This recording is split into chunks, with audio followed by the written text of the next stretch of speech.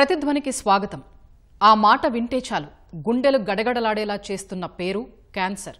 దేశవ్యాప్తంగా ముఖ్యంగా తెలుగు రాష్ట్రాల్లో మహమ్మారిలా వ్యాపిస్తోంది ఈ వ్యాధి. ఒకరా ఇద్దరా లక్షల్లో కేసులు నమోదవుతున్నాయి. కళ్ల ముందే ఎందరో మృత్యువుతో పోరాడుతూ ప్రాణాలు కోల్పోతున్నారు. జీవనాధారాలు పెద్దల్ని కోల్పోయి దీనంగా చూస్తున్న కుటుంబాల వ్యధలు కలిచివేస్తున్నాయి. దేశంలో ఏటా 13 నుంచి 14 లక్షల వరకు క్యాన్సర్ కేసులు నమోదవుతున్నాయి. వాళ్లల్లో 8 లక్షల మంది ప్రాణాలు కోల్పోతున్నారు. చిన్న పెద్ద అన్న తేడా లేకుండా చిన్న వయసు వాళ్లను సైతం ఈ భూతం వేధిస్తోంది. ఈ ఏడాది చివరకు ఈ సంఖ్య మరింత పెరగొచ్చని హెచ్చరిస్తున్నాయి గణాంకాలు.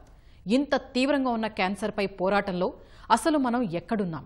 పోరాటం సంగతి తర్వాత కనీస అవగాహన ఉంటున్నది ఎంతమందికి? ఇదే విషయం వైద్య నిపుణుల్ని తీవ్రంగా కలవరపెడుతోంది.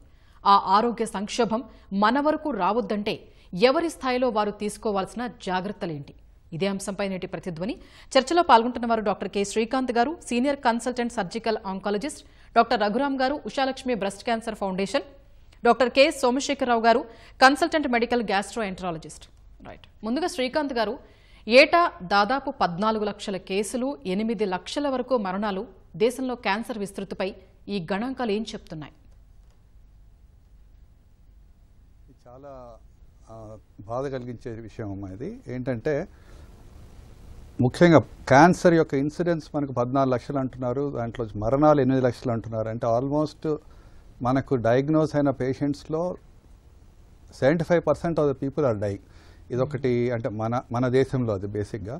ఎందుకంటే మెయిన్గా దీనికి అవగాహన లోపం ఒకటి, రెండోది ఒకటి ఏంటంటే మన యొక్క నియమాలు. సో దీనివల్ల మనకు ముఖ్యంగా తెలిసేది ఏంటంటే మనలో ఉన్నటువంటి హెల్త్ డిసిప్లిన్ అనేది తారుమారైంది, పాడైంది. అది పిల్లల దగ్గర నుంచి పెద్దవాళ్ళ వరకు కూడా ఈ హెల్త్ డిసిప్లిన్ అనే దాంట్లో చాలా తీవ్రమైనటువంటి డిస్పారిటీ కనపడుతుంది. అంటే 30-40 ఇయర్స్ ముందు మేము చిన్నపిల్లలు ఉన్నప్పుడు, మా పేరెంట్స్ ఉన్నప్పుడు చూసేటటువంటి డిసిప్లిన్ ఏంటి? మనం ఆహార నియమాలు చూసుకోండి, లేకపోతే నిద్రను చూసుకోండి, లేకపోతే ఏదైనా సరే ఆటలు పాటలు ఏమైనా సరే అవన్నీ కూడా ఇప్పుడు ఎక్కడా లేవు. పిల్లల్లోనే మనకి ఇప్పుడు మేము చిన్నగా ఉన్నప్పుడు మా క్లాస్లో కానీ స్కూల్లో కానీ పిల్లలకు పొట్ట అనేది చాలా ఉండేదే కాదు అసలు. ఇప్పుడు చూస్తే చైల్డ్హుడ్లోనే ఒబిసిటీ. అంటే ఏంటి? మెయిన్గా ఇది మన ఆహారపు అలవాట్లతో లైఫ్ స్టైల్లో ముడిపడినటువంటి లోపం వల్ల, ఇబ్బందుల వల్ల వచ్చేటటువంటి ప్రాబ్లం అది. సో ఎప్పుడైతే మనకు చిన్న పిల్లల ఉన్న నుంచే ఇటువంటి ఒబిసిటీ అనేది కనపడుతుందో, అంటే అది మెయిన్ ఒబిసిటీ ఎందుకు వస్తుంది మనకు? మన ఆహారపు అలవాట్లు, మన నిద్రలు ఏమి లేకపోవడము, ఈ ఫోన్స్, ఈ ఫుడ్, ఇవన్నీ చాలా మటుకు ఇటువంటి లైఫ్ స్టైల్ చేంజెస్ వల్ల బాడీలో కనపడేటువంటి మార్పులు ఇవి. సో అటువంటి మార్పులు మనకు చిన్నతనంతో మొదలైతే 20-25 ఇయర్స్లో ఈ క్యాన్సర్లు వచ్చే అవకాశాలు ఎక్కువగా ఉంటాయి. సో ఈ హెల్త్ డిసిప్లిన్ ఎప్పుడైతే మనకు లోపిస్తుందో అప్పుడు ఈ క్యాన్సర్ యొక్క ఇన్సిడెన్స్ కానీ సంఖ్య పెరిగే అవకాశం చాలా ఎక్కువగా ఉంటుంది. మనం రాను ఇంకా ఎక్కువ చూడబోతున్నాం యాక్చువల్గా ఈ క్యాన్సర్స్ని. బాధాకరమైన విషయం అది. ఎందుకు శ్రీకాంత్ గారు, ఇప్పుడు గతంలో చూస్తే మీరు అన్నట్టు అమ్మ వాళ్ళ టైంలో చూస్తే ఎక్కడో ఒకటో రెండో ఎక్కడో వినేవాళ్ళం. ఎందుకు అంత ఎక్కువ సంఖ్యలో పెరగడానికి అసలు ప్రత్యేకమైన కారణాలు ఏమైనా ఉన్నాయా? ఫుడ్ హ్యాబిట్స్ కాకుండా అసలు రీజన్స్ ఏంటి? ఇప్పుడు క్యాన్సర్ అంటేనే వ్యాధి లైఫ్ స్టైల్తో ముడిపడినటువంటి అది. ఆహారం పక్కన పెట్టండి, ఇప్పుడు ఆల్కహాల్ అనుకోండి, స్మోకింగ్ అనుకోండి, నిద్ర ప్లస్ దీంట్లో ఇవన్నిట్లో కూడా ఇన్ని ఇన్ఫ్లుయెన్సెస్ ఏవైతే బాడీని మనకు రెగ్యులర్గా డ్యామేజ్ చేస్తూ ఉంటాయో, ఏదో ఒక రోజు బాడీలో ఉన్నటువంటి సెల్ అయితే డ్యామేజ్ అయ్యి క్యాన్సర్గా మారే ప్రమాదం ఉంటుంది.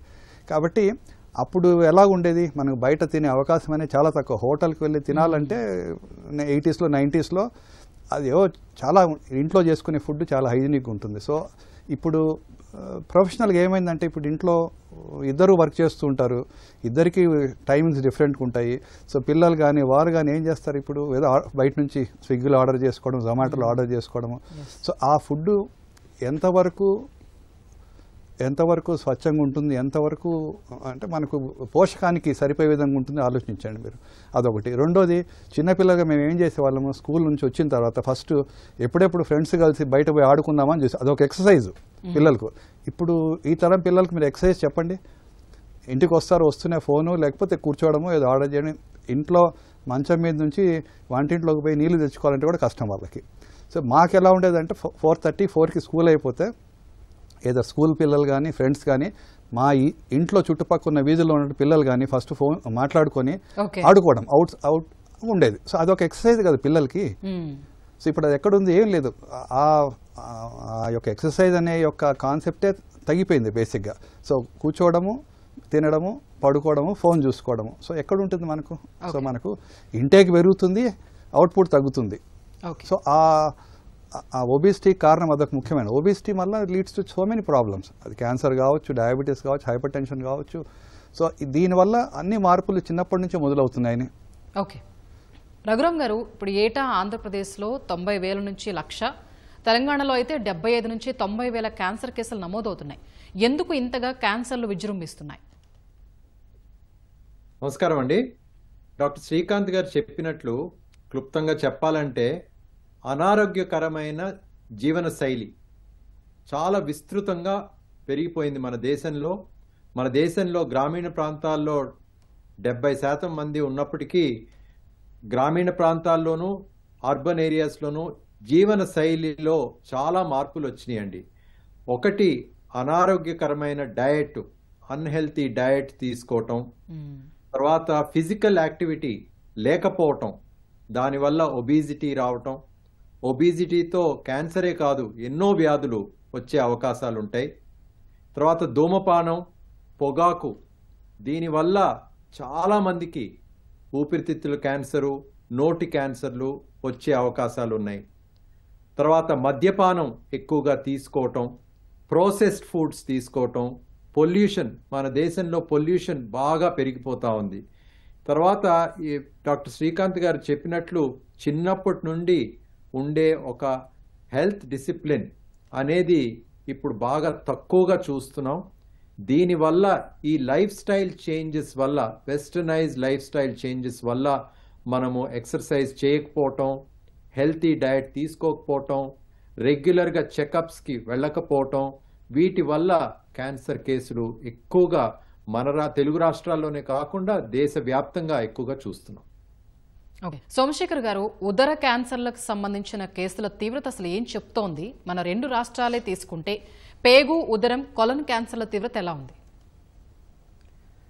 బేసిక్లీ ఇప్పుడు మనం మాట్లాడుకుంటే ఉదర క్యాన్సర్ అంటే స్టమక్ క్యాన్సర్ అయితే డెఫినెట్గా ఆహారపు అలవాట్లు ప్లస్ ఇంకొకటి ఒక రకమైన ఇన్ఫెక్షన్, హెలికోబాక్టర్ పైలోరీ అని ఒక రకమైన బ్యాక్టీరియల్ ఇన్ఫెక్షన్ ముఖ్యమైన కారణంగా మనం చెప్పుకుంటాం. అయితే ఈ ఇన్ఫెక్షన్ ఇంక్రీజ్ అవుతానికి చాలా ఎక్కువ శాతం మందిలో మనం చూస్తానికి ముఖ్యమైన కారణము బయట ఫుడ్, కలుషితమైన ఆహారం, నీరు నుంచినే ఈ బ్యాక్టీరియా అనేది మనకి పొట్ట లోపలికి చేరుకుంటుంది. సో ఇప్పుడు డాక్టర్ శ్రీకాంత్ గారు చెప్పినట్టు కానీ, రఘురామ్ గారు చెప్పినట్టు కానీ మన లైఫ్ స్టైల్, జీవనశైలి మార్పుల వల్ల, ఇలా బయట ఆహారం ఎక్కువగా తీసుకుంటాం వల్ల ఈ ఇన్ఫెక్షన్స్ని మనం ఎక్కువగా చూస్తాం జరుగుతుంది. ఇది మీరు చెప్పినట్టు అవగాహన రాహిత్యం వల్ల నెమ్మదిగా ఇది క్యాన్సర్కి కారణం. సో ఉదర క్యాన్సర్కి ముఖ్యమైన కారణం ఈ హెలికోబాక్టర్ పైలోరీ అన్ట్రీటెడ్గా ఉండటం. సిమిలర్గా కోలాన్ క్యాన్సర్ ఇన్సిడెన్సు ఇదివరకు వెస్ట్రన్ కంట్రీస్లోనే ఎక్కువగా ఉంటుందని మనం అనుకునే వాళ్ళమే. ఇప్పుడు ఏంటి అంటే భారతదేశము, స్పెసిఫిక్గా మన రాష్ట్రాల్లో మనం చూసుకుంటే ఈ కోలాన్ క్యాన్సర్ కేసెస్ నెమ్మదిగా పెరిగిపోవటం జరుగుతుంది. ఇప్పుడు వెస్ట్రన్ కంట్రీస్తో పోటీపడి మనకి కోలాన్ క్యాన్సర్ కేసెస్ పెరుగుతూ మనం చూస్తాం జరుగుతుంది. దీనికి ముఖ్యమైన కారణంగా మనం చెప్పుకోవాలి అంటే చాలా సింపుల్గా అందరికీ అర్థమయ్యేటట్టు చెప్పాలి అంటే మనం ఇదివరకు రోజుల్లో ఒక 15-20 సంవత్సరాలు ఇళ్లల్లో మనం చేసుకున్న ఆహారంలో ఈ కోలాన్ క్యాన్సర్ రాకుండా ఏమేమి అవసరమో అవన్నీ ఉండేవి. మనం ఆహారంలో తీసుకునే రెగ్యులర్గా పసుపు ఇలాంటివన్నీ కోలాన్ క్యాన్సర్ రాకుండా వాటి ప్రివెన్షన్గా ఉండేవి. అలాంటి ఆహారం అంతా మారిపోయి మనం వెస్ట్రన్ సైడ్లోకి వెళ్ళిపోయి ఎక్సెసివ్గా ఫ్యాట్స్, ఎక్సెసివ్గా ఇందాక రఘురామ్ గారు చెప్పినట్టు ప్రాసెస్డ్ ఫుడ్స్, అందరూ అర్థం చేసుకోవడానికి చెప్తున్నా, ప్యాక్ చేసిన ఫుడ్స్ ఏదైనా సరే ప్రాసెస్డ్ ఫుడ్సే. చిన్నపిల్లల దగ్గర నుంచి పెద్దాళ్ళ వరకు ప్రతిదీ ప్రాసెస్డ్ ఫుడ్స్, చిప్స్, రకరకాలు కోకోకోలాస్, ఇవన్నీ ఎక్కువైపోవటం వల్ల ఈ కోలాన్ క్యాన్సర్ ఇన్సిడెన్స్ చాలా ఎక్కువగా పెరిగిపోయింది. వీటిలన్నిటితో మనకి ఎక్సర్సైజ్ తగ్గిపోవటం వల్ల విపరీతంగా కోలాన్ క్యాన్సర్స్ పెరిగిపోవటం జరుగుతుంది. దీనికి సంబంధితంగా లివర్, మన ఆహార నాళానికి సంబంధించిన లివర్ క్యాన్సర్స్ అనేవి కూడా number of liver cancers cases చాలా ఎక్కువగా అయిపోయినాయి. లివర్ క్యాన్సర్ రావడానికి హెపటైటిస్ బి, హెపటైటిస్ సి అనేది ముఖ్యమైన కారణము. ఇది మళ్ళీ మీరు అన్నట్టు అవగాహన రాహిత్యం. ఇలాంటి ఇన్ఫెక్షన్స్ ఉన్నాయి అనే విషయము ఎవరికి తెలీదు, దీనివల్ల లివర్ క్యాన్సర్ వస్తుందని కూడా ఎవరికి తెలియదు. అర్లీ స్టేజ్లో కనుక తెలుసుకుని వీటిని ట్రీట్ చేసుకుంటే ఈ క్యాన్సరు దానివల్ల వచ్చే ప్రాబ్లమ్స్ ఏమి రాకుండా జాగ్రత్తలు తీసుకునే అవకాశం ఉంటుంది. ఇప్పుడు కొత్తగా మనం బాగా ఎక్కువగా చూసేది fatty liver disease. Fatty liver వల్ల సిరోసిస్, లివర్ క్యాన్సర్ ఇలా ఎక్కువగా వచ్చే అవకాశం చాలా ఎక్కువగా ఉంటుంది. మనం ఆల్కహాల్ వల్ల లివర్కి problem, liver cirrhosis, liver cancer. So ప్రతి ఒక్కటి మన అవగాహన లేమి, లైఫ్ స్టైల్, జీవన శైలిలో మార్పుల వల్ల వచ్చే క్యాన్సర్స్ మాత్రమే మనం చెప్పుకోవచ్చు. లివర్ క్యాన్సర్లో 100 క్యాన్సర్లు మనం తీసుకుంటే అందులో 95 నుంచి 97 వరకు ఈ లైఫ్ స్టైల్ మాడిఫికేషను ఇలాంటి సింపుల్ రీజన్స్ వల్ల వస్తుంది. అవగాహనతో వీటినన్నింటినీ మనం నివారించుకునే అవకాశం చాలా ఎక్కువగా ఉంటుంది. ఓకే శ్రీకాంత్ గారు, అసలు క్యాన్సర్ అంటే ఏంటి, ఇవి మొత్తం ఎన్ని రకాలుగా ఉన్నాయి, వాటిల్లో ఏవేవి అత్యంత ప్రాణాపాయంగా ఉన్నాయి? ఇప్పుడు క్యాన్సర్ అంటూనే ఇప్పుడు మన శరీరం అనేది ఏంటి, శరీరం అంటే కొన్ని మిలియన్స్ ఆఫ్ సెల్స్తో ఏర్పడినటువంటి సమూహమే మన బాడీ. ప్రతి సెల్లోకి ఇంపార్టెంట్ అంటే ఇంజన్, అది సెల్ నడిపించేటటువంటి దానికి ప్రాణం అనుకోవచ్చు, ఇంజన్ అనుకోవచ్చు, అది మనకు డిఎన్ఏ. ఈ డిఎన్ఏ అనే ఇది ఎప్పుడైతే మనకు అది డిఎన్ఏ అనేది ఏంటి, అది మెయిన్గా బాడీలోంచి వచ్చే సిగ్నల్స్ని తీసుకుంటుంది, బాడీకి కూడా సిగ్నల్స్ పంపిస్తుంది. ఎప్పుడైతే ఈ సెల్లో ఉన్నటువంటి డిఎన్ఏ డ్యామేజ్ అవుతుందో, అది కారణాలు ఏమైనా కావచ్చు, ఇప్పుడు మనం అనుకున్నట్లు స్మోకింగ్ కావచ్చు, ఆల్కహాల్ కావచ్చు, టొబాకో చూవింగ్ కావచ్చు, మన పెస్టిసైడ్స్ కావచ్చు, ఏమైనా ఏ కారణాల చేతైనా సరే కాన్స్టెంట్గా ఎప్పుడైతే ఈ సెల్స్ని ఆ యొక్క ఇన్ఫ్లుయెన్సెస్ డ్యామేజ్ చేస్తూ ఉంటాయి, ఏదో ఒక రోజు ఈ డిఎన్ఏ డ్యామేజ్ అయ్యే అవకాశం ఉంటుంది. చాలాసార్లు మనలో ఉన్నటువంటి రోగ నిరోధక శక్తి ఏదైతే ఉందో, ఇమ్యూన్ సిస్టము స్ట్రాంగ్ ఉంటుంది. ఇటువంటి డ్యామేజ్ అయిన సెల్స్ని వెంటనే బాడీ గుర్తించి దాన్ని చంపేస్తుంది అనమాట. కానీ ఎప్పుడైతే ఈ డ్యామేజ్ అయిన సెల్స్ ఇమ్యూన్ సిస్టమ్ కంటే ఎక్కువగా ఉంటాయో, అంటే మోతాదు ఎక్కువ ఉంటుందో, అప్పుడు ఇమ్యూన్ సిస్టమ్ కూడా పనిచేయద్దు. కొంతమందిలో ఇమ్యూన్ డిఫిషియన్సీ ఉన్న పేషెంట్స్లో, వారిలో ట్రాన్స్ప్లాంట్ అయిన పేషెంట్స్లో కొంతమంది ఉంటారు కదా, హెచ్ఐవి అఫెక్టెడ్ పేషెంట్స్లో ఈ రోగ నిరోధక శక్తి తగ్గడం వల్ల ఈ యొక్క సెల్స్ డిఎన్ఏ డ్యామేజ్ అవకాశాలు చాలా ఎక్కువగా ఉంటాయి. కాబట్టి ఎవరిలో అయితే ఇమ్యూన్ సిస్టమ్ స్ట్రాంగ్ ఉంటుందో ఈ సెల్స్ డ్యామేజ్ అయ్యే అవకాశం కూడా తక్కువగా ఉంటుంది. సో ఎప్పుడైతే ఆ డిఎన్ఏ డ్యామేజ్ అయ్యి మన ఇమ్యూన్ సిస్టమ్ దానికంటే ఎక్కువ స్థాయిలో డ్యామేజ్ అవుతుందో అప్పుడు క్యాన్సర్ ఏర్పడే ప్రమాదం ఉంటుంది. సో ఆ సెల్ డ్యామేజ్ అయిన సెల్ ఏమవుతుంది, బాడీలో రేషియో ఎలాగా ఉంటుందంటే ఉత్పత్తి అయ్యే సెల్స్, డ్యామేజ్ అయ్యే సెల్స్ ఆల్మోస్ట్ ఈక్వల్గా బ్యాలెన్స్ చేస్తుంటాయి అనమాట. భగవంతుడు అలా చేశాడు మనకి. అది ఎప్పుడైతే ఈ డ్యామేజ్ అయిన సెల్స్ ఇమ్యూన్ సిస్టమ్ రికగ్నైజ్ చేయదో ఆ సెల్స్ మన బాడీలో కంట్రోల్ లేకుండా పెరగడం జరుగుతుంది. అది 2 cells 4 అవుతుంది, 4, 16, 30 అలా మల్టిప్లికేట్ అయిపోతుంటాం. అది అయ్యి ఒక చిన్న గడ్డలాగా ఏర్పడుతుంది. ఇదే ఈ ప్రక్రియ మనకు క్యాన్సర్ ఫామ్ అయ్యేదానికి కారణం. అది బేసిక్గా సైన్స్. అది మనకు క్యాన్సర్ల రకాలు చూసుకుంటే మనకు యూజువల్గా మనకు సాలిడ్ క్యాన్సర్స్, ట్యూమర్స్ అంటాం. అది మనకు కార్సినోమాస్ అనేది ఒక సెపరేట్, సార్కోమాస్ అంటే soft tissue tumours, bone tumours, అలాగే హెమటోలింఫాయిడ్ మెలిగ్నెన్సీస్ అంటే లింఫోమా, ల్యూకీమియాస్, ఇవి బ్రాడ్గా మనకున్నటువంటి క్యాన్సర్స్. వీటిలో చాలా మటుకు మనకు సాలిడ్ ట్యూమర్సే కామన్. సాలిడ్ ట్యూమర్స్ అంటే ఏంటి, breast cancers, ovarian cancers, gastric cancers, stomach cancers, lung cancer, ఇవన్నీ సాలిడ్ ట్యూమర్స్. హెమటలాజికల్ మెలిగ్నెన్స్ అంటే లింఫోమాస్, ల్యూకీమియాస్. సో అలా ఈ డివైడ్ అయి ఉంటాయి. సో దీంట్లో చాలా అత్యంత ప్రమాదకరమైన క్యాన్సర్స్ అంటే ఇంక చెప్పుకోదగ్గవంటే నాకు తెలిసినంతవరకు నేను క్యూర్ చూడినటువంటి క్యాన్సర్ అయితే థైరాయిడ్ అనాప్లాస్టిక్ క్యాన్సర్. అది ఇంతవరకు నేను నా కళ్ళ ముందే చనిపోయిన వాళ్ళు చాలామంది ఉన్నారు. ట్రీట్మెంట్ ఇచ్చిన తర్వాత కూడా అది డయాగ్నోస్ అయిన తర్వాత సంవత్సరం బతికిన వాళ్ళని కూడా నేను చూడలేదు. సో అట్లా కొన్ని క్యాన్సర్స్, అలాగే మెలనోమాస్, మీకోసారి మెలనోమాస్, అవి చాలాసార్లు మనకు డిటెక్ట్ అయ్యే టైంకి అవి స్ప్రెడ్ అయిపోయి ఉంటాయి.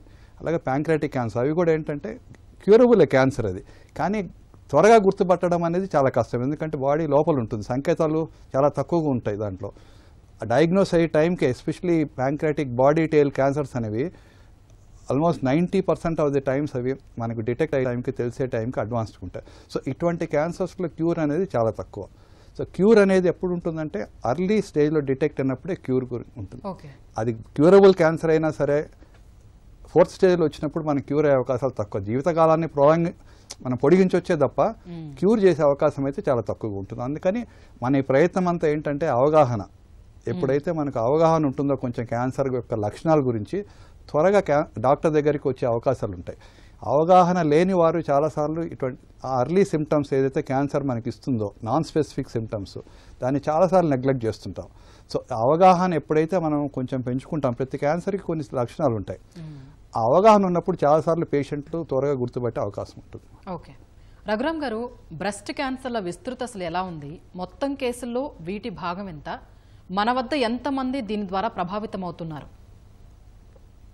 రొమ్ము క్యాన్సరు ఒక పెద్ద మహమ్మారి అండి. గర్భాశయ ముఖద్వార క్యాన్సర్ సంఖ్యని అధిగమించి మొదటో స్థానానికి వచ్చింది. ప్రతి సంవత్సరం మన దేశంలో సుమారు 2 లక్షల మహిళలకి రొమ్ము క్యాన్సర్ నమోదవుతుంది. ప్రతి సంవత్సరం సుమారు 1,00,000 మంది రొమ్ము క్యాన్సర్ బారిన మరణిస్తున్నారు. అంటే ఇద్దరికి రొమ్ము క్యాన్సర్ వస్తే మన దేశంలో ఒకరు రొమ్ము క్యాన్సర్తో మరణిస్తున్నారు. అవగాహన లేకపోవటం వల్ల, జాతీయ స్థాయిలో organised robust population based screening programme లేకపోవటం వల్ల, ఇన్ఎడిక్వేట్ ఫెసిలిటీస్ వల్ల మన దేశంలో 60% కంటే ఎక్కువ సంఖ్యలో రొమ్ము క్యాన్సర్లు మిగతా క్యాన్సర్ల లాగానే ముదిరిపోయిన స్టేజ్లో డిటెక్ట్ అవ్వబడుతున్నాయి. లేట్ స్టేజ్లో గనక డిటెక్ట్ చేస్తే మనం చేయగలిగేది చాలా తక్కువ. మన దేశంలో ప్రతి 4 నిమిషాలకి ఎవరో ఒకరు రొమ్ము క్యాన్సర్తో డయాగ్నోస్ అవ్వబడుతున్నారు. ప్రతి 8 నిమిషాలకి మన దేశంలో ఎవరో ఒకరు మహిళ రొమ్ము క్యాన్సర్తో మరణిస్తున్నారు. సో ఇది ఒక పెద్ద మహమ్మారి. మగవారిలోనూ ఆడవారిలోనూ చూసుకున్నట్లయితే రొమ్ము క్యాన్సర్ మొదటో స్థానంలో ఉంది. సుమారు 2 లక్షల మందికి ఈ క్యాన్సర్ డయాగ్నోస్ అవుతుంది. రెండవ స్థానంలో ఉన్నది నోటి క్యాన్సర్లు. సుమారు 1,50,000 మందికి నోటి క్యాన్సర్లు నమోదవుతున్నాయి. మూడవ స్థానంలో ఉంది గర్భాశయ ముఖద్వార క్యాన్సరు. 1,25,000 మందికి ఇది ప్రతి సంవత్సరం డయాగ్నోస్ అవ్వబడుతుంది. దాని తర్వాత వచ్చేది ఊపిరితిత్తుల క్యాన్సరు. సుమారు 80,000 మందికి డయాగ్నోస్ అవ్వబడుతుంది. దాని తర్వాత 5th పొజిషన్లో కోలోరెక్టల్ క్యాన్సరు, ఈసోఫేజియల్ క్యాన్సరు సుమారు 70,000 మందికి డయాగ్నోస్ అవ్వబడుతుంది. రొమ్ము క్యాన్సర్ సంఖ్య ఎందుకు చాలా ఎక్కువగా చూస్తున్నామంటే, మనం ఇంతకుముందు జీవనశైలి గురించి మాట్లాడాం.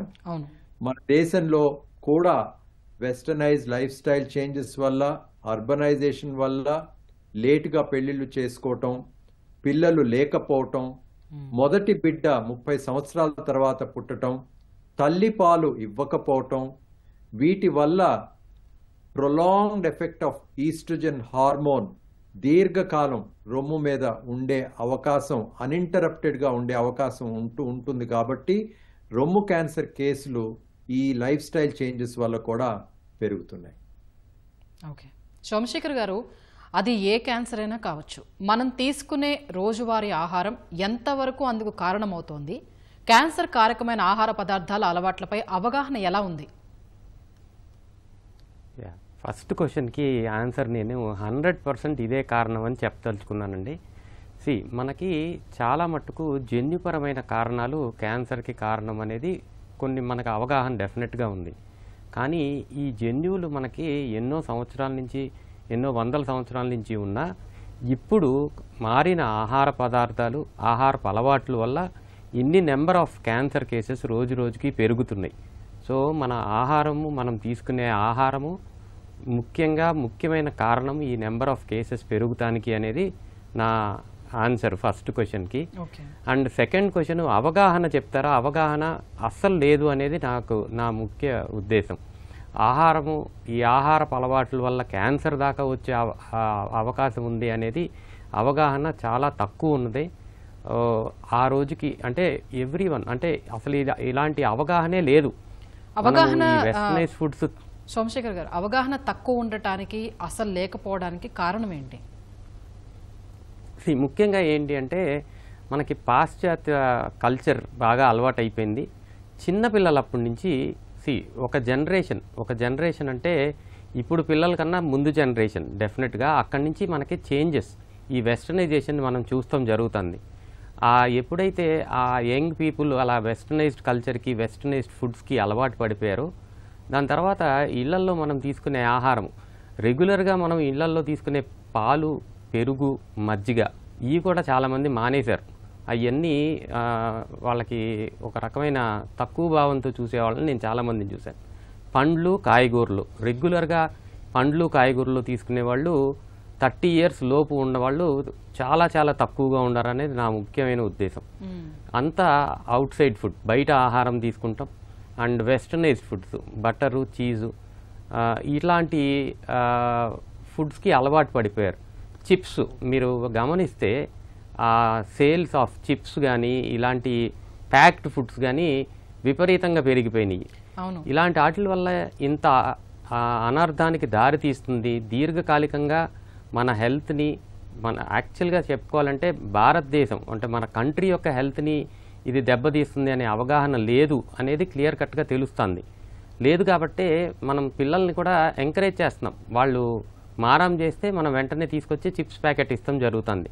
అవగాహన ఉంటే తల్లిదండ్రులు పిల్లలకి ఇలాంటి అలవాటు చేయరు డెఫినెట్గా, ఆర్ గట్టిగా మాన్పిస్తానికి ప్రయత్నం చేస్తారు. పండ్లు, కాయగూరలు చిన్నప్పటి నుంచి అలవాటు చేయటం, ఏది మంచిది ఏది చెడ్డది అనేది ప్రతి ఒక్క విషయంలో చిన్నపిల్లలకి నేర్పిస్తాం. కానీ ఆహారపు అలవాట్లు మనం చెప్పలేకపోతున్నాం. ఎందుకంటే అవగాహన లేదు, మనకే సరిగ్గా తెలియదు, ఇది నిజం. అందుకని అవగాహన లేమి అంటున్నాను. సో అవగాహన ఉంటే డెఫినెట్గా చిన్నప్పటి నుంచి వాళ్ళకి అలవాట్లు అవన్నీ డెఫినెట్గా మారే అవకాశం ఉంటుంది. ఈ అవగాహన రాహిత్యమే ఈ అన్నిటికీ ముఖ్యమైన కారణం, ముఖ్యంగా ఆహార విషయాల్లో. అండ్ రకరకాల ప్రాబ్లమ్స్ ఏంటి అంటే ఇప్పుడు ఏది మంచి ఏది చెడు అనేది మీరు డెసిషన్ తీసుకునే పరిస్థితే లేదు. సో చాలామంది చాలా రకాల న్యూస్లు వచ్చేస్తాయి. మన ఇదివరకు ఒక న్యూస్ పేపరో లేదంటే ఏదన్నా ఒక ఆర్టికల్లో చదువుకునే వాళ్ళం. ఇప్పుడు అలా కాదు, ఇంటర్నెట్లో you have lot of wisdom which is actually false. చాలా మటుకు తప్పు ఉంటుంది. సో ఏది రైట్ ఏది తప్పు అనేది తెలుసుకునే ప్రాబ్లం కూడా చాలా ఎక్కువగా ఉంది. శ్రీకాంత్ గారు, క్యాన్సర్ ఫలానా వారికే వస్తుందని చెప్పడానికి ఏమైనా ఇండికేషన్లు ఉంటాయా? అంటే ఫలానా ఏజ్ గ్రూప్, ఫలానా అలవాట్లు, లేదంటే ఫలానా బ్లడ్ గ్రూపో, లేకపోతే ఫలానా సమయంలో అని ఏమైనా చెప్పగలమా? అంటే ఏజ్ గ్రూప్ పరంగా చూసుకుంటే మనం అంటే ఆల్మోస్ట్ చైల్డ్హుడ్ క్యాన్సర్స్ మనకు ఆల్మోస్ట్ 1వ సంవత్సరం 2వ సంవత్సరం నుంచి కూడా పిల్లల్లో క్యాన్సర్స్ చూస్తుంటాం మనం. అవి యూజువల్గా జన్యుపరంగా వచ్చేటటువంటి క్యాన్సర్స్ అవి. బట్ సాధారణంగా ఏంటంటే మనకున్నటువంటిది 50 ఇంతకు ముందు 50-60 సంవత్సరాల తర్వాత క్యాన్సర్కి ఆ ఏజ్ అనేది 50-60 years తర్వాత క్యాన్సర్లు వస్తాయనేటటువంటి ఒక జనరల్ ఇదనమాట అది. కానీ ఇప్పుడు మనం ఇదివరకు మాట్లాడుకున్నటువంటి కారణాలన్నిటి వల్ల క్యాన్సర్స్ని మనం యంగర్ ఏజ్లో చూడడం జరుగుతుంది. అంటే ఆల్మోస్ట్ ఇప్పుడు ఆ బ్రెస్ట్ క్యాన్సర్ కానీ, కోలాన్ క్యాన్సర్ కానీ, క్యాన్సర్స్ 23, 25, 18 yearsలో కూడా చూసాం మేము క్యాన్సర్స్. ఎందుకు అనంటే ఇప్పుడు ఉన్నటువంటి జీవనశైలి మార్పుల వల్ల వచ్చేవి, కొంతవరకు జెనెటిక్ హెరిడిటరీ రీజన్స్ వల్ల కూడా ఉండొచ్చు. పలాని ఏజ్ గ్రూప్ అని చెప్పేదానికి లేదు, కానీ సహజంగా 40 years తర్వాత నుంచి ఈ క్యాన్సర్ యొక్క రిస్క్ వచ్చే అవకాశం పెరుగుతుంది. అలాగే ఎవరిలో వచ్చే అవకాశం ఉందని చెప్పేదానికి కూడా యూజువల్గా ఈ అన్హెల్తీ హ్యాబిట్స్ ఎవరైతే ఉంటాయో, జనరల్గా స్మోకింగ్, ఆల్కహాల్, టొబాకో చ్యూవింగ్, ఇటువంటి కొన్ని ఇండస్ట్రీస్లో పనిచేసే వాళ్ళందరూ కూడా కొంచెం హై రిస్క్ కేటగిరీ. సో వీరిలో క్యాన్సర్ వచ్చే అవకాశం కొంచెం ఎక్కువగా ఉంటుంది. సో ఇటువంటి వారు ఏంటంటే మనం చాలాసార్లు ఈ గుట్కా చూ చేసే వాళ్ళని వస్తుంటారు కదా మా దగ్గరికి. ఇప్పుడు పేషెంట్స్తో పాటు అటెండెంట్స్ కూడా వస్తుంటారు. సో చాలాసార్లు నేను చూస్తుంటాను. సో నాకు మైండ్లో అరే ఇతనికి ఏదో ఒక రోజు క్యాన్సర్ వచ్చే అవకాశం ఉంటుంది అతను వారిని కూడా చేస్తుంటాను నేను. కాబట్టి కొన్నిసార్లు వాళ్ళ యొక్క హ్యాబిటస్ అలవాట్లను చూస్తే దీర్ఘకాలంలో అటువంటి వారికి వచ్చే అవకాశం ఉంటుందని మనం. రెండవది ఫ్యామిలీ హిస్టరీలో ఉన్నటువంటి క్యాన్సర్స్ ఉన్న వారిలో కూడా కొంతమంది ఫ్యామిలీస్లో, అంటే ఫ్యామిలీ హిస్టరీ ఉన్నంత మాత్రాన క్యాన్సర్ వస్తుందని కరెక్ట్ కాదు. అది ఫ్యామిలీ హిస్టరీ లేకుంటే క్యాన్సర్ రాదని కూడా చెప్పడం కరెక్ట్ కాదు. బట్ ఫ్యామిలీలో ఒక ఫ్యామిలీలో ఇద్దరికి, ఫస్ట్ డిగ్రీ రిలేటివ్స్లో ఇద్దరికి వచ్చిందంటే జనరల్గా వేరే వాళ్ళకి కూడా వచ్చే అవకాశాలు కొంచెం ఎక్కువ ఉంటాయి. సో అటువంటి వారు చాలా అప్రమత్తంగా ఉండాలి. సో ఫ్యామిలీ హిస్టరీలో క్యాన్సర్ ఉంది, ఎస్పెషలీ ఇద్దరికి ఉందనంటే 2 జనరేషన్స్ కానీ ఒకటే జనరేషన్లో ఇద్దరు సిబ్లింగ్స్ కానీ ఉందంటే మిగిలిన వాళ్ళు కూడా చాలా అప్రమత్తంగా ఉండాలి. సో వీరిలో మనం ముందుగానే కొంచెం అప్రమత్తం అయ్యి రెగ్యులర్గా హెల్త్ చెకప్ చేయించుకోవడము, స్క్రీనింగ్స్కి వెళ్ళడము, డాక్టర్ దగ్గరకు వచ్చి స్క్రీనింగ్ తర్వాత వచ్చి చెకప్ చేయించుకోవడము, కౌన్సిలింగ్ తీసుకోవడము, అంటే మేము అడ్వైస్ ఇవ్వడం ఉంటుంది. నీకు పలాంది వచ్చే అవకాశం కొంచెం ఈ పలాని క్యాన్సర్స్కు నువ్వు అప్రమత్తంగా ఉండాలి అని చెప్పి. సో అలాంటి జాగ్రత్తలు తీసుకుంటే ఏమవుతుందంటే క్యాన్సర్ని ఆపలేరు కానీ వచ్చిన క్యాన్సర్ని త్వరగా గుర్తుపట్టే అవకాశం ఉంటుంది మనకు. ఓకే. సో అలా ఏజ్ గ్రూప్ కానీ పలాని పర్సన్స్ కానీ చెప్పాలంటే ఈ యొక్క రిస్క్ ఫ్యాక్టర్స్ ఉన్న వారిలో కొంచెం ఉంటుంది. అలాగే లివర్ క్యాన్సర్స్లో ఎప్పుడైతే hepatitis B, hepatitis C virus బారిన పడిన వాళ్ళు ఉంటారో, ఆ వైరస్ ఉంటుంది వాళ్ళకి, చాలామందికి తెలియదు వైరస్ ఉందని చెప్పి. ఎప్పుడైతే ఆ వైరస్ని మనం డిటెక్ట్ చేస్తామో వారికి కంపల్సరీ మనం ఏంటంటే ఆ క్యాన్సర్ వచ్చే లివర్ క్యాన్సర్ వచ్చే రిస్క్ ఎక్కువగా ఉంది కాబట్టి ఆ వైరస్కి సంబంధించిన ట్రీట్మెంట్ తీసుకోవడం చాలా ముఖ్యము. అలాగే రెగ్యులర్గా స్క్రీనింగ్ చేసుకోవడం, అంటే ఎవ్రీ 6 మంత్స్కి అల్ట్రాసౌండ్. అప్పుడు ఏమవుతుందంటే మనకు ఆ వైరస్ని మనము కంట్రోల్ చేయడం ఒకటి, ఆ వైరస్ ద్వారా దెబ్బతిన్నటువంటి లివర్లో క్యాన్సర్ వచ్చే అవకాశాన్ని దీన్ని త్వరగా గుర్తించవచ్చు. సో ఆ గుర్తించడం వల్ల ఆ క్యాన్సర్ కూడా క్యూర్ అయ్యే అవకాశాలు చాలా ఎక్కువగా ఉంటుంది. ఓకే. రఘురామ్ గారు, ఇప్పుడు మహిళల్లో అధికంగా ఉన్న బ్రెస్ట్ క్యాన్సర్ని ముందే గుర్తించడం, నివారించడం కోసం ఎవరికి వారు వ్యక్తిగత స్థాయిలో ఏం చేయగలరు, అది ఎందుకు అవసరం? అది చాలా మంచి ప్రశ్న అండి. మనం క్యాన్సర్ని కానీ రొమ్ము క్యాన్సర్ని కానీ మనం ప్రివెంట్ చేయలేం. టెక్నికల్గా ఇన్సిడెన్స్ తగ్గించుకోవచ్చు. సరైన అలవాట్లు, ఆహార అలవాట్ల వల్ల, రెగ్యులర్ ఫిజికల్ యాక్టివిటీ, ఒబీసిటీ ఉబాయకం తగ్గించుకోవటం, తర్వాత ధూమపానం, పొగాకు పూర్తిగా మానేయటం, మద్యపానం తగ్గించడం, వీటి వల్ల మనకి ఇన్సిడెన్స్ తగ్గుతుంది. కాకపోతే రొమ్ము క్యాన్సర్ని మనం తొలి దశలో గుర్తించాలంటే రొమ్ముల పట్ల అవగాహన ఉండాలి.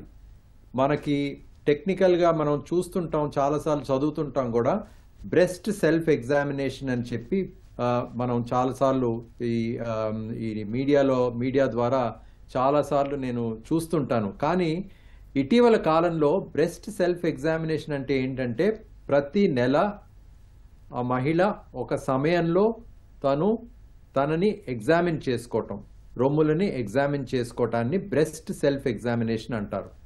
ఈ కాన్సెప్ట్ పూర్తిగా ఇప్పుడు చేంజ్ అయిపోయి బ్రెస్ట్ అవేర్నెస్ అంటారు. అంటే ప్రతి దినం రొమ్ము చేంజెస్ని గమనించుకుంటూ ఉండాలి. వారు స్నానం చేసేటప్పుడు కానీ, క్రీమ్ రాసుకునేటప్పుడు కానీ రొమ్ములో ఏమైనా కొత్త మార్పులు ఉన్నాయా లేదా అనేది ప్రతి దినం గమనించాలి. ఒక సెట్ పద్ధతి ఏమీ లేదు. కాకపోతే వారికి చాలా సులువుగా చెప్పాలంటే రొమ్ములో ఏమైనా నొప్పితో లేని గడ్డ గమనించినా, రొమ్ములో ఏమైనా సొట్టలు ఏర్పడినా, అంటే ఆకారం ఏమైనా మారినా, చెనుమున లోపలికి వెళ్ళినా, చెనుమున నుండి ఏమైనా రక్తం వచ్చినా, చెనుమున చుట్టూ ఏమైనా ర్యాష్ ఏర్పడినా నిర్లక్ష్యం చేయకూడదు. ఇవి గనక ఉంటే వెంటనే స్పెషలిస్ట్ని సంప్రదించాలి. దీనిని బ్రెస్ట్ అవేర్నెస్ అంటారు. ఈ అవేర్నెస్ ఉండటం వల్ల తొలి దశలో మనము రొమ్ము క్యాన్సర్ని గుర్తించే అవకాశం ఉంటుంది. ఓకే.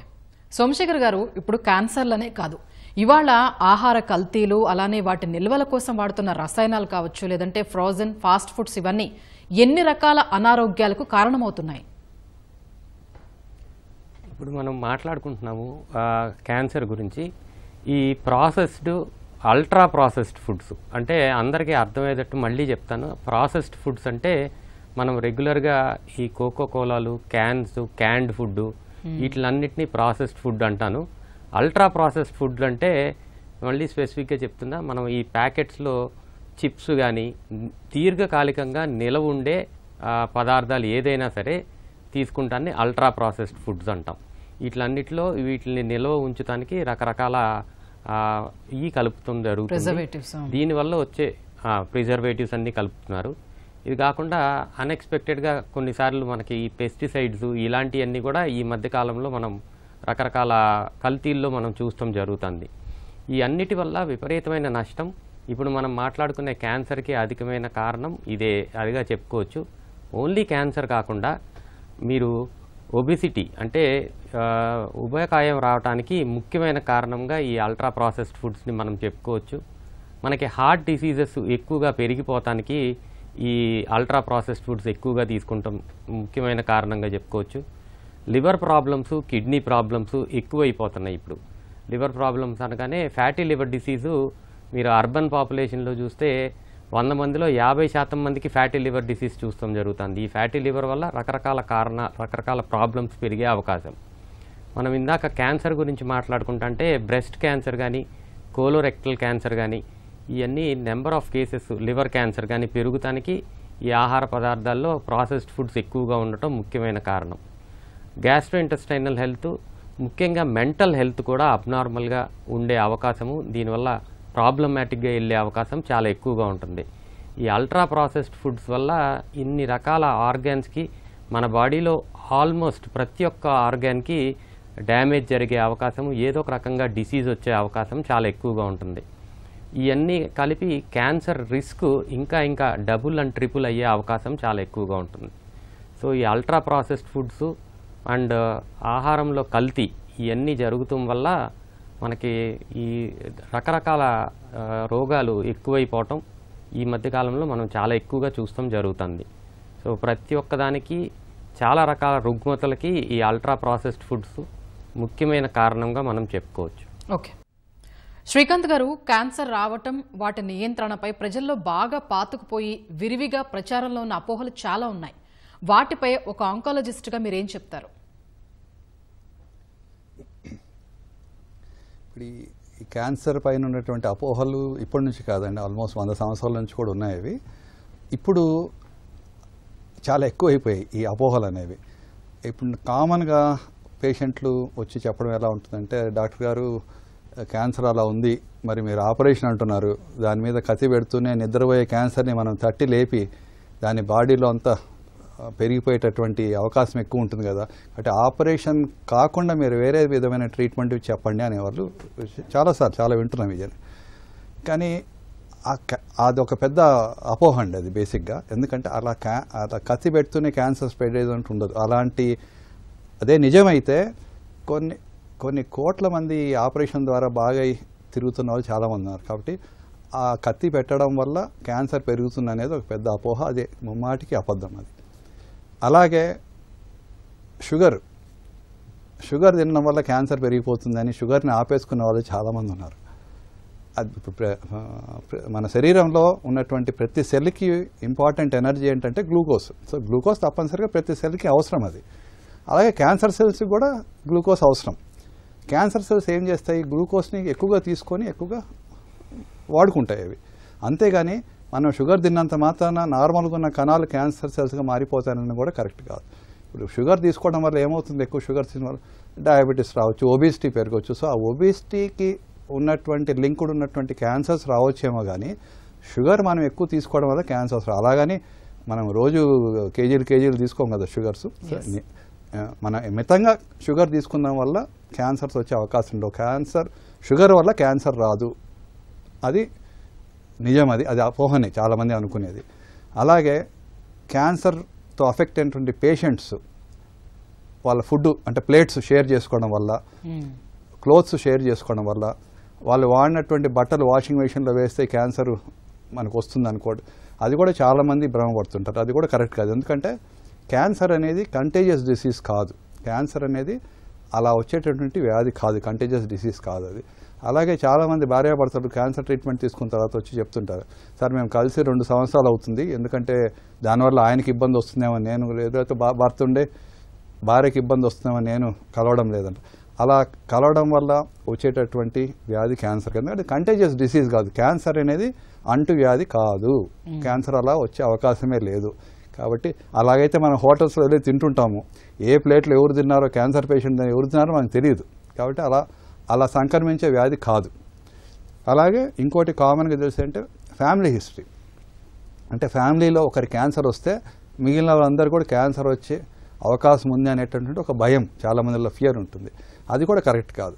సో హెరిడిటరీ క్యాన్సర్స్ అనేవి చాలా తక్కువ 3 to 5% ఆఫ్ ది క్యాన్సర్సే హెరిడిటరీ. మిగిలినవన్నీ కూడా నాన్ హెరిడిటరీ క్యాన్సర్స్, స్పోరాడిక్గా వచ్చేవే. కాబట్టి ఒక ఫ్యామిలీలో క్యాన్సర్ వచ్చిందంటే అందరికీ క్యాన్సర్ వస్తుంది అనుకోవడం తప్పు. అలా ఉంటే ఏ ఫ్యామిలీ కూడా ఇప్పటికి వరకు మనకు నామరూపాలు లేకుండా ఉండేవి. సో అలా రావు అనమాట. హెరిడిటరీ క్యాన్సర్స్ అనేవి వచ్చే అవకాశం కొంచెం ఉంటుంది. సో వారిలో ఆ జన్యుపరమైనటువంటి పరీక్షలు చేయించుకొని వచ్చే అవకాశం ఎంత ఉంది. ఇప్పుడు బ్రెస్ట్ క్యాన్సర్లో కొన్ని జీన్స్ ఉంటాయి, అలాగే మెరులరీ థైరాయిడ్ క్యాన్సర్లో కొన్ని జీన్స్ ఉంటాయి. స్టడీ చేసి మనం ఓవేరియన్ క్యాన్సర్లో ఉంటాయి. వీటివి తెలుసుకొని అవి పాజిటివ్ వస్తే అప్రమత్తంగా ఉండడం ఇంపార్టెంట్. కానీ అలా ఫ్యామిలీలో ఒకరికి వస్తున్న క్యాన్సర్ అందరిలో వస్తుందని కాదు. అలాగే ఫ్యామిలీలో క్యాన్సర్ లేదు అన్నంత మాత్రాన మిగిలిన వాళ్ళకి ఎవరు క్యాన్సర్ రాదనేది కూడా ఉండదు. సో 2 విధాలు కూడా అది కరెక్ట్ కాదు. Okay, right. రఘురామ్ గారు, క్యాన్సర్ స్క్రీనింగ్ పరీక్షలు చేయించుకోవడానికి ఇన్ని రోజులకు ఈ పరిస్థితులను ఏమైనా ఉంటుందా, లేదంటే క్రమం తప్పకుండా పరీక్షలు చేయించుకుంటే ఏమైనా ఇబ్బందా? మనం రొమ్ము క్యాన్సర్ని మనం ఇంతకుముందు చెప్పుకున్నట్లు ప్రివెంట్ చేయలేం. రొమ్ము క్యాన్సర్ని మనం ఫైట్ చేయాలంటే 2 పద్ధతులు. ఒకటి, ప్రతి మహిళ తమ రొమ్ముల యందు అవగాహన ఉండి ఏమైనా మార్పులు ఉన్నట్లయితే నిర్లక్ష్యం చేయకుండా వెంటనే స్పెషలిస్ట్ని సంప్రదించాలి. అది మొదటిది. రెండవది, ప్రతి మహిళ 40 సంవత్సరాలు దాటిన ప్రతి మహిళ ప్రతి సంవత్సరం స్క్రీనింగ్ మ్యామోగ్రామ్ పరీక్షలు చేయించుకోవాలి. స్క్రీనింగ్ మ్యామోగ్రామ్ అంటే రొమ్ముకి ఎక్స్రే. ఈ పరీక్ష చేయించుకోవటం వల్ల క్యాన్సర్ గనక ఉన్నట్లయితే ఫ్యూ మిల్లీమీటర్స్లో ఉన్నప్పుడే దాన్ని మనం స్క్రీనింగ్లో డిటెక్ట్ చేయవచ్చు. అదే గడ్డ ఫామ్ అయినప్పుడు సుమారు 2 సెంటీమీటర్లు కంటే ఎక్కువ ఉన్నప్పుడు మహిళ ఫీల్ అయ్యే అవకాశం ఉంటుంది. కానీ మ్యామోగ్రామ్ చేసినప్పుడు కొన్ని మిల్లీమీటర్లలోనే అది డిటెక్ట్ చేయవచ్చు. ఈ క్యాన్సరు స్లోగా ఒక 1 year పట్టచ్చు, 2 ఏళ్ళు పట్టచ్చు, 3 ఏళ్ళు కూడా పట్టచ్చు. అంటే అంత తొలి దశలో రొమ్ము క్యాన్సర్ని డిటెక్ట్ చేయగలిగే అవకాశం ఉంటుంది. అన్ని క్యాన్సర్లని మనం అంత తొలి దశలో గుర్తించలేం. రొమ్ము క్యాన్సరు, నోటి క్యాన్సరు, గర్భాశయ ముఖద్వార క్యాన్సర్ని చాలా తొలి దశలో గుర్తించే ప్రక్రియ ఉన్నది. Established, it's a world wide global standard. అందుచేత ప్రతి మహిళ తమ రొమ్ముల యందు అవగాహన ఉంచుకోవటం ఒకటి. 40 సంవత్సరాలు పైబడిన మహిళ తప్పకుండా స్క్రీనింగ్ మ్యామోగ్రామ్ పరీక్షలు చేయించుకోవాలి. చాలా మంది మ్యామోగ్రామ్ పరీక్షలు చేయించుకోవటానికి భయపడతారు. ప్రధానంగా 2 కారణాలు చెప్తారు. ఒకటి, నొప్పి ఉంటుందని. మొమెంటరీ డిస్కంఫర్ట్ ఉంటుంది, కానీ నొప్పి ఎక్కువసేపు ఉండకూడదు. అది చేసే వాళ్ళ బట్టి ఉంటుంది. రేడియోగ్రాఫర్ చేస్తారు. ఆ రేడియోగ్రాఫర్ ట్రైనింగ్ కనుక సరిగ్గా ఉన్నట్టయితే, ఎందుకంటే చాలామంది డాక్టర్ దగ్గరికి వెళ్ళక ముందే మ్యామోగ్రామ్ పరీక్షలు చేయించుకుంటారు. అంచేత రేడియోగ్రాఫర్ ట్రైనింగ్ అనేది చాలా ఇంపార్టెంట్. వారి పేషెంట్ కనుక వచ్చినప్పుడు కంఫర్ట్ చేయటం, వాళ్ళని రిలాక్స్ చేయటం వల్ల వారు కంఫర్ట్గా ఫీల్ అయ్యి అది చేసే పద్ధతి ద్వారా కూడా ఆ నొప్పి అనేది ఉండదు. ఉంటే కూడా అది మొమెంటరీ డిస్కంఫర్ట్. రెండవది, చాలామంది అనుకుంటారు, చదువుకున్న వాళ్ళు కూడా అనుకుంటారు, మ్యామోగ్రామ్ చేస్తే రేడియేషన్ ఉంటుందని. రేడియేషన్ మ్యామోగ్రఫీ ద్వారా చాలా చాలా చాలా తక్కువ. ఇటీవల కాలంలో డిజిటల్ మ్యామోగ్రఫీ, 3D మ్యామోగ్రఫీలో రేడియేషన్ ఇంకా తక్కువ ఉంటుంది. సో అంచేత benefits of mammography far outweigh any risk. అంటే బేసిక్లీ భయపడకూడదు, మ్యామోగ్రామ్ చేయించుకోవటానికి భయపడకూడదు, నిర్లక్ష్యం చేయకూడదు. ఆఖరిగా నేను చెప్పదలుచుకుంది ఏంటంటే, స్త్రీ యొక్క పాత్ర చాలా చాలా ముఖ్యమైనది. ఆ స్త్రీ గనక బాగా ఉంటే కుటుంబంలో ఉండే సభ్యులు కూడా బాగా ఉంటారు. అందుచేత మగవారు వారి ధర్మం ఏంటంటే, ప్రతి సంవత్సరం మనకి ఫెస్టివల్స్ వస్తాయి. ఆ ఫెస్టివల్స్కి మనం సారీస్ ఇస్తాము, స్వీట్స్ ఇచ్చుకుంటాము. అవి కూడా ఇవ్వండి, కానీ ప్రతి సంవత్సరం మీ అమ్మగారు కానీ, మీ స్పౌస్ కానీ, మీ అక్క కానీ, మీ ఆంట్ కానీ, మీ ఫ్రెండ్స్కి కానీ మీరు తప్పకుండా, మగవారు తప్పకుండా స్క్రీనింగ్ మ్యామోగ్రామ్ అనేది గిఫ్ట్ చేయాలి. ఇది చేయటం వల్ల ఎన్నో ప్రాణాలు మనం దేశవ్యాప్తంగా కాపాడగలుగుతాం. రైట్. సోమశేఖర్ గారు, ఇప్పుడు శాకాహారం, మాంసాహారం వీటిల్లో ఆరోగ్యానికి ఏది మంచిది? వేటిల్లో క్యాన్సర్ ముప్పు తక్కువగా ఉంటుంది? ఫుడ్తో పాటు టోటల్ లైఫ్ స్టైల్ మేనేజ్మెంట్ ఎలా ఉండాలి? ముఖ్యంగా శాకాహారము, మాంసాహారము. యాక్చువల్లీ శాకాహారం డెఫినెట్గా మంచిది, కానీ చాలా రకమైన వైటమిన్స్ కానీ మినరల్స్ కానీ శాకాహారంలో మాత్రమే దొరకకపోవచ్చు. మాంసాహారము కొన్ని రకాల ఈ నేను చెప్పిన ఐరన్ కానీ, B12 కానీ, జింక్ కానీ ఇలాంటి మైక్రో న్యూట్రియంట్స్కి చాలా అది మాత్రమే మాంసాహారంలో మాత్రమే ఉంటాయి, శాకాహారంలో లేనివి. సో డెఫినెట్గా మాంసాహారానికి శాకాహారానికి కంపారిజన్ చేసి క్యాన్సర్ ముప్పు అంటే డెఫినెట్గా కొన్ని రకాల ఎక్సెసివ్ ఫ్యాట్స్ అంటే లీన్ మీట్ అంటాం. లీన్ మీట్ మాంసాహారంలో లీన్ మీట్ అంటే చికెన్ కానీ అంటే పౌల్ట్రీ ఆర్ లీన్ ల్యాంబ్ కూడా అందులో మనం ఫర్ ఎగ్జాంపుల్ బాగా అర్థం కావాలి అంటే మేక మాంసం, లేత మేక మాంసం లీన్ మీట్, ఫిష్, పౌల్ట్రీ అంటే ఎగ్స్, ఇవన్నీ lean meet and very healthy meet కింద లెక్క. ఇది మాంసాహారంలో సేఫ్ కింద మాట్లాడుకోవచ్చు. ఎక్సెసివ్గా ఫ్యాట్ ఉండే మీట్ అంటే ఫర్ ఎగ్జాంపుల్ రెడ్ మీట్ అంటాం మనము. రెడ్ మీట్లో బీఫ్, మటన్ అండ్ పోర్క్ ఇలాంటివన్నీ రెడ్ మీట్ కింద వస్తాయి. వీటి వల్ల risk of colon cancer, risk of breast cancer కొంచెం ఎక్కువగా ఉంటాయని మల్టిపుల్ స్టడీస్లో మనకు తెలుస్తుంది. సో క్యాన్సర్ రిస్క్ డెఫినెట్గా రెడ్ మీట్ వల్ల కొంచెం ఎక్కువ అయ్యే అవకాశం ఉంటుంది. సో మాంసాహారంలో శాకాహారంలో లేని కొన్ని రకాల మినరల్స్ మాంసాహారంలో ఉంటాయి, ఎక్కువ శాతం ప్రోటీన్ మాంసాహారంలో ఉంటుంది. అందులో లీన్ మీట్ అనేది చాలా ఇంపార్టెంట్, రెడ్ మీట్ అనేది హానికరం అనేది చెప్పుకోవచ్చు. సో మీ సెకండ్ క్వశ్చన్ అందరూ రెగ్యులర్గా అసలు ఎలాంటి ఆహారం తీసుకోవాలి అంటే బ్యాలెన్స్డ్ డైట్. ముఖ్యంగా అన్ని రకాల అంటే నాట్ జస్ట్ క్యాన్సర్ని అరికట్టడానికి మాత్రమే కాదు, మన జనరల్ హెల్త్కి కూడా మనం రెగ్యులర్గా బాగా గుర్తుంచుకోవాల్సింది ఏంటి అంటే ఏ ఆహారం అయితే ఫ్రెష్గా ఉంటుందో మనకి freshly cooked vegetables, freshly cooked food, fresh vegetables, fresh fruits, అది పచ్చిగా అవ్వచ్చు, వండినవి అవ్వచ్చు, ఫ్రెష్గా వండినవి డెఫినెట్గా మనకి ఆహారాన్ని మనకి మంచిది, మన ఆరోగ్యానికి చాలా మంచిది. పెరిషబుల్ ఫుడ్స్, పెరిషబుల్ అంటే ఒక రోజు తర్వాత పాడైపోయే ఆహారం ఏదైనా సరే మనము అవాయిడ్ చేస్తే డెఫినెట్గా మంచిది. Refrigerated food more than 24 hours to 48 hours refrigeration చేసినా కానీ ఆ ఆహారం మనకి మంచిది కాదు డెఫినెట్గా. సో ముఖ్యంగా మనం తినాల్సింది ఫ్రెష్ ఫ్రూట్స్, ఫ్రెష్ వెజిటేబుల్స్, ఫ్రెష్గా వండిన ఆహారం మనకి హెల్దీ ఫుడ్స్. అండ్ ముఖ్యంగా అవుట్ సైడ్ ఫుడ్స్. ఇప్పుడు ఏంటి అంటే ఆహారం బయట తినడానికి, ఇంట్లో తినడానికి రీయూజ్డ్ ఆయిల్స్, వాడిన నూనెని మళ్ళీ వాడటం జరుగుతుంది.